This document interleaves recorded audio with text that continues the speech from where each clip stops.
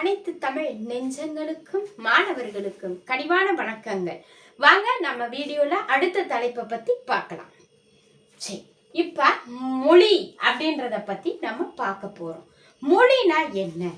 ஒருவரை ஒருவர் புரிந்து கொள்ளுவதற்காக பேசப்படுவது மொழி. அப்ப சங்ககால மக்கள் எல்லாமே மொழியை வச்சு எல்லாமே புரிஞ்சுக்கிட்டாங்களா அப்படின்னா இல்ல. அப்ப எப்படி மொழி அவங்களுக்கு தேவைப்பட்டுச்சு அப்படின்னா, மொழி சைகைகளால், உணர்வுகளால், ஒலி எழுப்புதலால் அவர்களால் மொழியை புரிந்து கொள்ள முடிந்தது அப்படின்னு சொல்லி நம்ம ஒருவாறு புரிஞ்சுக்கிறோம் இல்லைங்களா? இப்ப ஒரு பாட புத்தகத்தையும் நம்ம போட்டித் தேர்வுகளுக்கு படிக்கக்கூடிய பாடங்களையும் எடுக்கும் பொழுது ஃபர்ஸ்ட் எடுத்ததுமே நமக்கு எந்த ஒரு தமிழ் பாட புத்தகத்திலையும் கடவுள் வாழ்த்து அப்படின்னு ஒண்ணு இருக்கும். ஏன் அப்படின்னா, இந்த புத்தகத்தை முடிக்கிறதுக்குள்ள நமக்கு என்ன வேணாலும் ஏற்படலாம். ஆனாலும் இறைவனோட துணையால நம்ம இந்த பாட புத்தகத்தை படிச்சு முடிக்கணும் அப்படின்றதற்காக நமக்கு கடவுள் வாழ்த்து அப்படின்னு சொல்லி நம்ம சொல்றோம். இறைவன் சொல்லுவோம், சாமின்னு சொல்றோம், கடவுள்னு சொல்றோம்.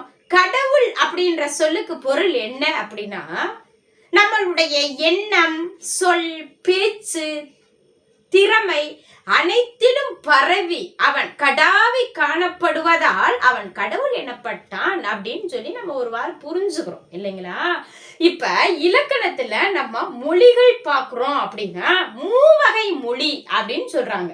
மொழி என்பது எத்தனை வகைப்படும்? மொழி என்றால் என்னன்ற வினாவிற்கு விடை சொல்லியிருக்கேன். ஒருவரை ஒருவர் புரிந்து கொள்ளுவதற்கு மொழி தேவைப்படுகிறது அப்படின்னு சொல்லி நம்ம பார்த்தோம். இப்ப மொழி எத்தனை வகைப்படும் அப்படின்னா, மொழி 3 வகைப்படும் அப்படின்னு சொல்றோம். 1 தனிமொழி, 2 தொடர்மொழி, 3 பொதுமொழி. தனிமொழி ஒரு பொருளென, தொடர்மொழி பல பொருளென, பொதுமொழி இருமையும் ஏற்பன அப்படின்பது ஒரு நூற்பா. ஒரு மொழி ஒரு பொருளனவாம், தொடர் இரு பொருளனவாம், பொது இருமையும் ஏற்பனவாம் அப்படின்னு சொல்லிட்டு ஒரு நூற்பா படிக்கிறோம். இப்ப தனிமொழினா என்ன?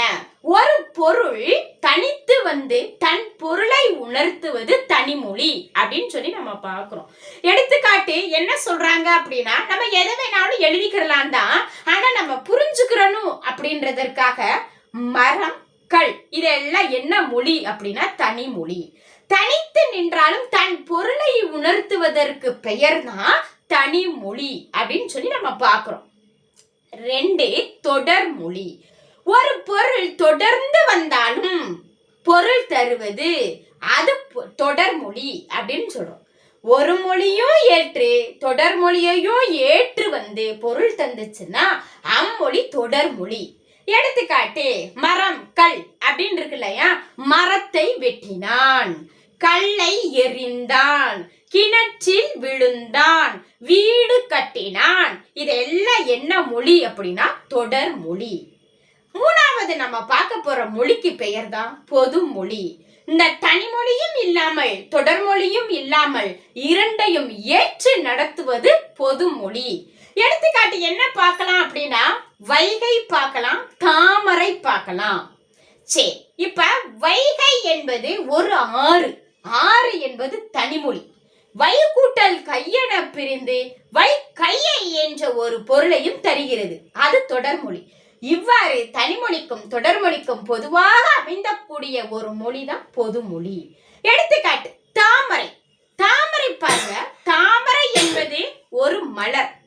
தாக்குட்டல் மறை என பிரிந்து தாவுகின்ற மான் என்ற ஒரு பொருளையும் தருகிறது. மறை என்பது மான் தானே தமிழ்ல.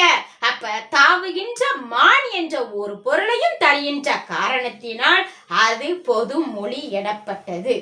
நம்மளுடைய வீடியோ உங்களுக்கு பயனுள்ளதா அமைஞ்சிருந்துச்சுன்னா மறக்காம சப்ஸ்கிரைப் பண்ணுங்க, லைக் பண்ணுங்க, ஷேர் பண்ணுங்க, கமெண்ட் பண்ணுங்க. நன்றி, வணக்கம்.